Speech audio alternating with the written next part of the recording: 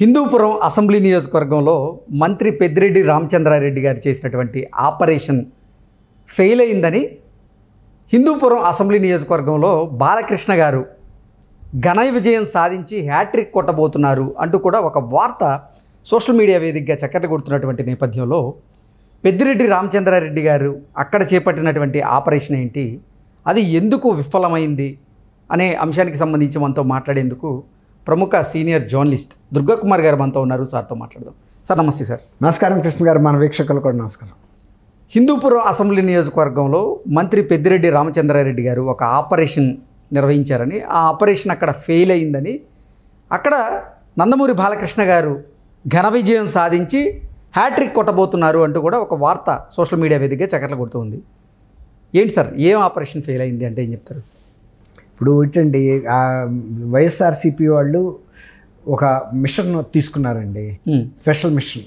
అది ఎలా అంటే చంద్రబాబు నాయుడు గారిని, లోకేష్ గారిని, పవన్ కళ్యాణ్ని, బాలకృష్ణ గారిని, ఇలా ముఖ్యులైన వాళ్ళని వాళ్ళ సొంత నియోజకవర్గాల్లో ఎట్టి పరిస్థితుల్లోనూ ఓడించాలి, వాళ్ళని శాసనసభ రాక రానివ్వకూడదని. ఇప్పుడు వాళ్ళకి అర్థం కాని విషయం ఏంటంటే, ఈసారి అసలు వైఎస్ఆర్సీపీ అధికారంలోకి వచ్చే పరిస్థితే లేదు. వాళ్ళ పరిస్థితి అయితే డోల్డ్రమ్స్లోనే మంత్రులే వెళ్ళిపోయి పక్క పార్టీల్లో చేరుతున్నారు. తెలుగుదేశంలో సీనియర్ లోక్సభ సభ్యులు రిజైన్ చేసి పార్టీ టికెట్లు ఇస్తామన్నా వదిలేసి టీడీపీలోకి వస్తున్నారు. శాసనసభ్యులు పార్టీకి రిజైన్ చేసి వాళ్ళ ఎమ్మెల్సీ కూడా ఒక ఆయన ఇక్బాల్ అనే ఆయన పార్టీ కండవా తెలుగుదేశంలో చేరి కండవా కప్పుకున్నాడు. ఈ విధంగా వైఎస్ఆర్సీపీ ఎమ్మెల్సీగా ఉన్నాడు. అదే వైఎస్ఆర్సీపీ ఎమ్మెల్సీగా ఉండి ఆ పార్టీని వదిలిపెట్టి ఇక్కడికి వచ్చేసేస్తున్నాడు అంటేనే వాళ్ళ పార్టీ బలహీనత ఏంటనేది వాళ్ళకి అర్థం కావాలి. ఓడిపోబోతుంది, ఈ పార్టీలో ఎవరు ఉండలేదని. ఇప్పుడు వాళ్ళు ఇతర నియోజకవర్గాల్లోకి వెళ్ళి ఓడించడానికి రకరకాల మిషన్లు తీసుకున్నారు. ముఖ్యంగా పెద్దిరెడ్డి రామచంద్రారెడ్డి గారు గతంలో కూడా వెళ్ళిపోయి అక్కడ వాళ్ళ సామాజిక వర్గానికి చెందిన వ్యక్తులను కొంతమంది తెలుగుదేశం నుంచి ఆకర్షణ ద్వారా యువతలకు తీసుకురావాలని చేసిన ప్రయత్నం గతంలో కూడా విఫలమైంది. వాళ్ళు చెప్పారు, మేము సామాజిక వర్గాల వారీగా విడిపోయి ఇక్కడికి వచ్చి మీ దాంట్లో చేరే ప్రశ్న లేదు, మేము మొదటి నుంచి తెలుగుదేశంలో ఉన్నాము, తెలుగుదేశంతోనే ప్రయాణిస్తాము, తెలుగుదేశమే కరెక్ట్ పార్టీ, ఈ ఆంధ్రప్రదేశ్కి సరిపోయిన పరిపాలన ఇవ్వాలంటే, పరిపక్వత గల పాలన సాగాలంటే, ప్రజలందరికీ ఫలితాలు అందాలంటే, తర్వాత కక్ష సాధింపు లేకుండా ప్రజలందరూ సుఖశాంతులతో ఉండాలంటే తెలుగుదేశమే బెటరు. కాబట్టి నువ్వు సామాజిక వర్గం పేరుతో మమ్మల్ని పిలిచినందువల్ల మేము పార్టీని, బాలకృష్ణ గారిని విడిపోయి వచ్చే ప్రశ్న లేదని గతంలో చేశారు. అయితే మళ్ళీ ఇప్పుడు ఎలక్షన్ దగ్గరికి వచ్చినాయి కాబట్టి మరొక ప్రయత్నం చేయడానికి పెద్దిరెడ్డి రామచంద్రారెడ్డి గారు వైఎస్ఆర్సీపీకి రాయలసీమలో పెద్ద దిక్కు.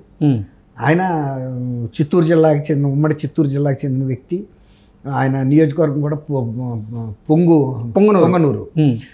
ఆయన మళ్ళీ కూడా ఇప్పుడు ఏంటంటే హ్యాట్రిక్ కొట్టి బాలకృష్ణ గారు ఒక మళ్ళీ రికార్డు సృష్టిస్తాడేమో హిందూపూర్ నుంచి, అందువల్ల బాలకృష్ణ గారు అసెంబ్లీలోనే ఉండకూడదని. ఈయన అసెంబ్లీలో ఉంటాడా లేడా తెలియని పరిస్థితుల్లో ఆయన వెళ్ళి హిందూపూర్లో చేసే ఆపరేషన్ ఏం సక్సెస్ అవుతుందండి? ఇప్పుడు అన్ని రాయలసీమ జిల్లాల్లో సొంత అది ఊరేంటి మన జగన్మోహన్ రెడ్డి గారి పులివెందుల్లో బస్సు యాత్ర ఎంత ఘోరంగా విఫలమైందో మనం చూసాం. నిజానికి అది చాలా గ్రాండ్ సక్సెస్ అవ్వాలి. ఎందుకు అవ్వలేదంటే, ముఖ్యమంత్రి అయిన తర్వాత జగన్మోహన్ రెడ్డి గారు ఆ నియోజకవర్గంలో అభివృద్ధిని కానీ అక్కడ కార్యకర్తల గురించి పట్టించుకున్నది ఏం లేదు. ఆయన ఎంతసేపు తన సొంత సంపాదన మీద, సొంత విషయాల మీద కాన్సన్ట్రేషన్, సొంత కేసులు, వాటిని వాయిదాలు వేయించుకోవటం సరిపోయింది. కానీ ఆయన మొన్న మధ్య రివ్యూ చేయడానికి వెళ్ళినప్పుడు పిలిపిస్తే కొంతమంది ఎంపిక చేసిన కార్యకర్తలు, ముఖ్య కార్యకర్తలను కూడా వాళ్ళు ముఖాన్ని అడిగారు, మీరు ముఖ్యమంత్రి అయితే మాకేదో ఒరుగుతుందని మేము అనుకున్నాము, ఏం జరగలేదు, మేము చిన్న చిన్న కాంట్రాక్టులు ఇస్తే పంచాయతీల్లో చేస్తే వాటి బిల్లులు కూడా ఇవ్వలేదు, మేము బయట నుంచి వడ్డీ తెచ్చి కడుతున్నాము, మా పరిస్థితి బాగాలేదు, ఇక మీతో మేము ప్రయాణించలేము, ఇన్ని తరాల నుంచి మీ కుటుంబాన్ని నమ్ముకున్నందుకు మాకు జరిగిన ప్రయోజనం ఏమి లేదని ఆయన ముందే చెప్పాడు. లేదన్నా అట్ట అనొద్దు, మీరు నేను ఏర్పాటు చేస్తాను మీకు తొందరగా పేమెంట్స్ అని చెప్పి యువతలకు వచ్చినా కూడా పేమెంట్లు జరగలేదంట. కొంతమంది అదే టైంలో ఏం చెప్పారంటే, మేము తిరుమల వెళ్తున్నాము పాదయాత్ర మీద, కాబట్టి మేము అసలు ఊళ్ళోనే లేము కాబట్టి రాలేమని ముఖం తప్పించేశారని చెప్తున్నారు. ఆ ఫలితం మన బస్సు యాత్రలో ఎంత ఒక సర్పంచి ఏర్పాటు చేసినా కూడా అంతకంటే బాగా జరగాలి యాత్ర. రాష్ట్ర వ్యాప్త యాత్ర ముఖ్యమంత్రి ప్రారంభిస్తే తొలి యాత్ర బస్సు యాత్ర ఎంత గ్రాండ్గా జరగాలి. అక్కడే ఫెయిల్ అయ్యేటప్పటికి దాని ఎఫెక్ట్ మిగిలిన ప్రాంతాల మీద కూడా వాళ్ళు చూశారు కదా. ఆడియో విజువల్ మీడియాలో చేశారు. ఎవడో ప్రత్యర్థులు చెబితే నమ్మేది కాదు ఇది. మీడియాలో ఆయన వస్తున్నప్పుడు ఏం జరిగింది ఊరు మొదటి నుంచి చివరి దాకా చూశారు లైవ్లో. ఏం లేదు. ఆయన కూడా బయటికి రావడానికి కూడా ఎక్కడ చాలాసార్లు ఇష్టపడలేదు.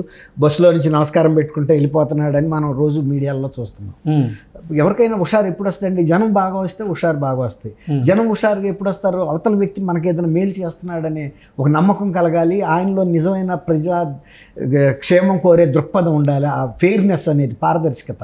అంటే జనాలందరూ రాకపోయేసరికి జగన్మోహన్ రెడ్డిలో ఓటమి భయం మొదలైందని, అందుకే ఆ బస్సులో కూర్చున్న సీటుకే పరిమితం అయ్యారు కానీ బయటికి వచ్చేందుకు కూడా ఆయన మక్కువ చూపించట్లేదు అంటూ కూడా కొన్ని వార్తలు మనం చూసాం. అదే అంటున్నా నేను కూడా. ఇప్పుడు నీ కుటుంబ సభ్యుల పట్లే నీకు కమిట్మెంట్ లేదు. వాళ్ళని జాగ్రత్తగా చూసుకోవాలి. వాళ్ళు కదా నిన్ను ఆ ముఖ్యమంత్రి పీఠం మీదకి ఎక్కించింది, చెల్లి తల్లి.